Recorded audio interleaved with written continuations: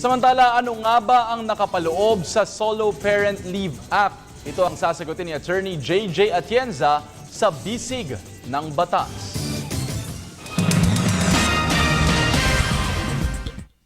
Si Eric ay nagkaanak sa dati niyang girlfriend. Ang anak niya ay kinakailangan sumailalim sa isang minor operation.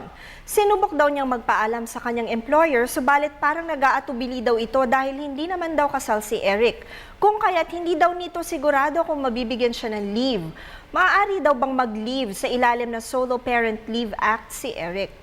Eric, sa aming opinion, ay maaari ka naman maka-avail ng leave sa Solo Parent Act kasi ang sino mang may anak, kasal man o hindi, ay maaaring mabigyan ng leave ng hindi hihigit sa 7 araw o 7 working days.